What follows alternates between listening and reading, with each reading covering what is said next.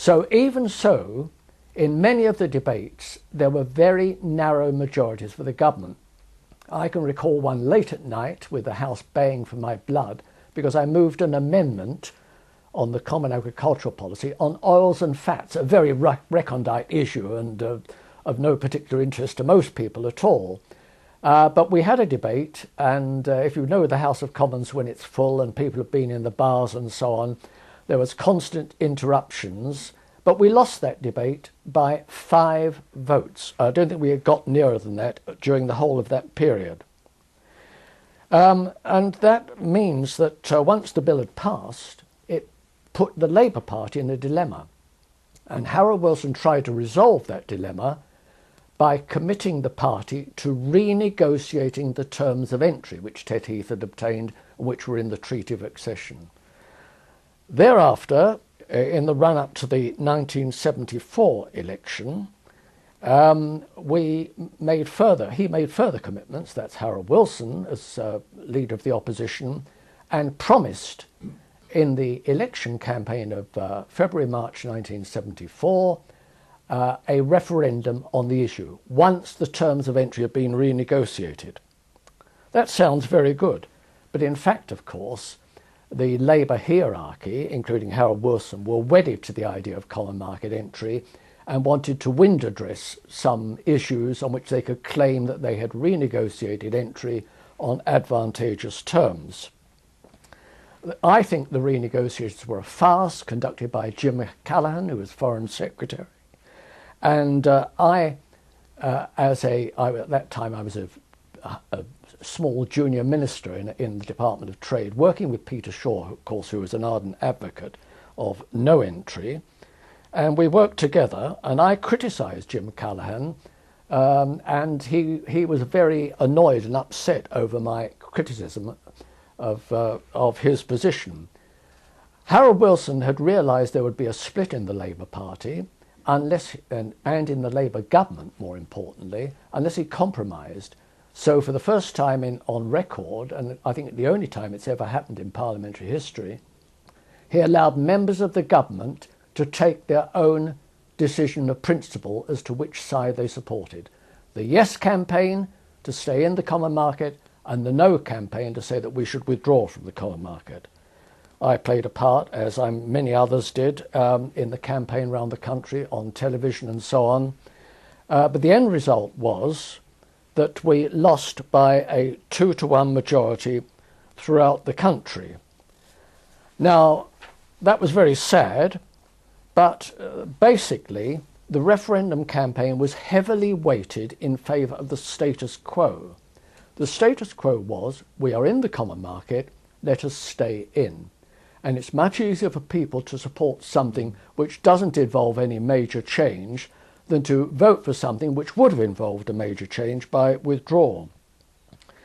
Enormous financial and media resources were available to the yes campaign. They were not available to the no campaign, which went along on, with very little financial support at all, but quite a lot of public support and a lot of loyal canvassers in the constituencies. The yes and no campaigns sent leaflets to every household in the land, one for each side, and then the government sent its own leaflet out, which was arguing, saying, we've done very well, we've renegotiated properly, we've got what we wanted, please vote yes.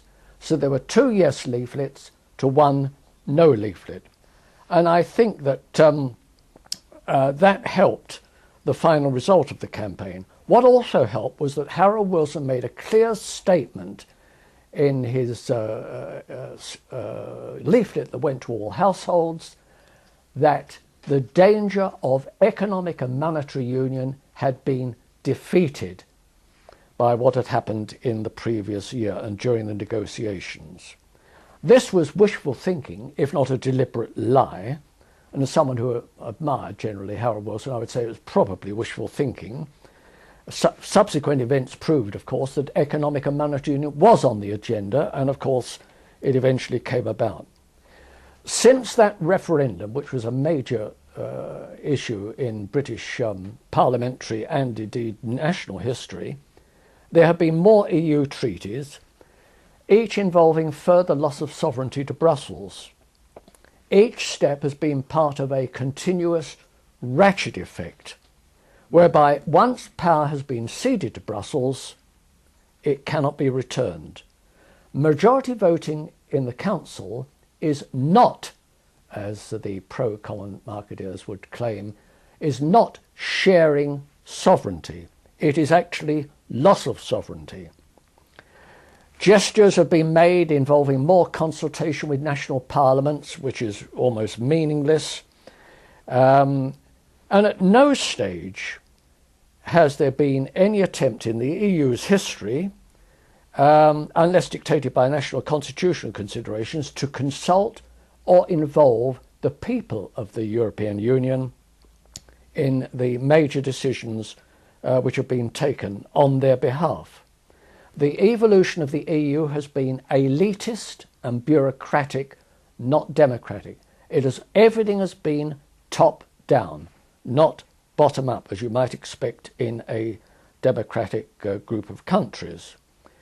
National elections have not been appropriate for considering EU matters. Only specific referendums have been able to do this. And on the 3 occasions when they were held in Denmark, France and Ireland, the electorates voted no to further EU developments and integration. 2 of those decisions were subsequently reversed by further referendums, which suggest one thing, that the EU cannot accept democratic decisions by the people and is forcing them to vote again and again until they vote the right way. That cannot be under any circumstance be considered democratic. And that is what the position we are faced with now, with the Treaty of Lisbon, which has not yet been ratified, with a second referendum coming next year in Ireland. I did play a small part in speaking over in Dublin on the eve of the previous Irish referendum on EU, joining the EU. That was lost, and I'm afraid that unless luck turns our way for once, it may be the next referendum will be lost as well, which would be a very poor prospect, because the Treaty of Lisbon is not the end of this process. There is not yet full economic union. There is not yet full political integration, but they're ultimately what people are still hoping for, although they keep quiet about it for the time being, is full political integration, which would mean the end of Britain as an independent country. Thank you.